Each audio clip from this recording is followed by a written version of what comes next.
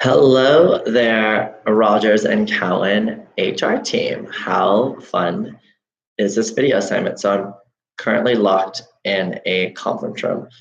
I did not book it, so hopefully no one walks in and thinks that I'm talking to myself and or am completely insane. That said, I am Blake. So good to meet all of you over video. I'm originally from South Louisiana, so if you're wondering where the accent's from, that's where. So if I say y'all a lot, it's something that I can't help, and it's something that I was born with. So that said, let's dive right into your question. So your first question was, what is the best social media outlet for our brand from 35 audience, which would be those folks in high school and to people in their 30s? And so I think, in terms of the most powerful, Instagram and Facebook sort of lead the charge in their ability to target people quickly, achieve sort of effective storytelling. And with the recent release of the shopping platform, and more specifically in Instagram, I definitely think that it's giving the other platforms a run for their money. I think Twitter is lagging in some of that functionality and we'll need to catch up, but that doesn't mean that it isn't still relevant for industry professionals, especially news and journalism, to communicate, especially with heavy use by both, I think, Obama and the Trump administration, more specifically sort of keeping that platform relevant for those folks.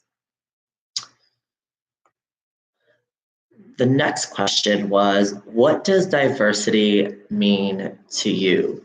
So there's this quote that I really enjoy about diversity, and the quote goes like this. So it says, diversity is the art of thinking independently together.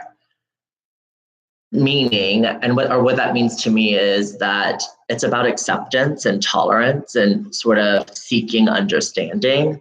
So diversity is about all of us and about us having to figure out how to walk through this world together. I think that's sort of how not only I incorporate diversity into my everyday life is sort of sort of trying to find empathy for my family, my friends, my coworkers, the person in line in front of me at Starbucks. I think that's really important, and empathy is sort of at the core of understanding diversity. So what is the most innovative and good trend in marketing today and why? I have to say that one thing that marketers can no longer ignore is sort of mobile marketing. So that being SMS and chatbots, having your sites optimized for mobile and integrating mobile into your omnichannel strategy is key, especially mobile content. Phones as devices are more sophisticated than ever.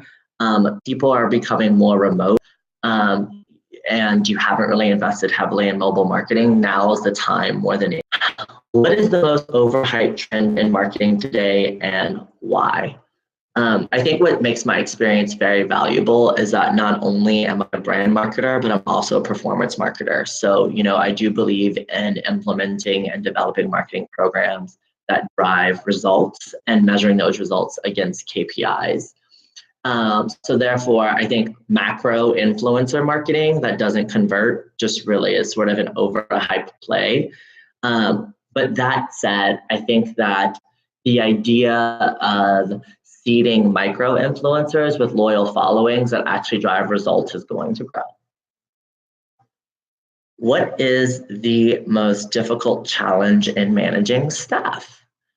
I think in my experience, getting rid of egos in the room and creating a team atmosphere where everyone feels safe and secure in voicing their ideas and opinions is sort of challenging. And those are the environments that I like to foster within my own team. So whether you're a 21-year-old intern or a seasoned professional with 10 years of experience, I think that creating a safe space for both of those people to communicate their ideas and their creativity in the same room is something that's challenging to do, but I think very important to do, especially when managing people. How do you define the success of your staff? I think, nothing makes me feel better as a senior leader than seeing my staff proud of the work that they achieved and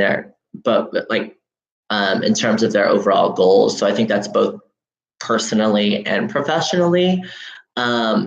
I want every one of my staff to be able to eventually move up to bigger and better things. And I think that a big indicator of a good leader is sort of, where did their team go sort of after, after they worked for a said person.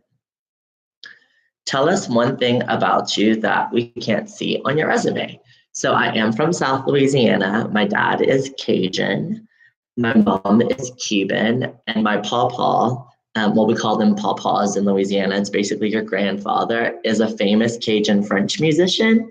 So music is a big part of my life. I also teach cycling for fun at Equinox. You should come take a class. My roots are really sort of, I think, what bring warmth and family into my personality, which, resonates in the workplace. And so, one thing that I do pride myself on is cultivating a work culture that feels a lot like family. We spend about 80% of our time at work, and I think getting close to your coworkers and getting to know sort of who they are, both in the office and outside of the office, is really important. So I think that is all you wanted to know. If you want to know more, then hopefully you will invite me back for an additional interview. So good to meet you and hope to hear from you soon. Have a great one.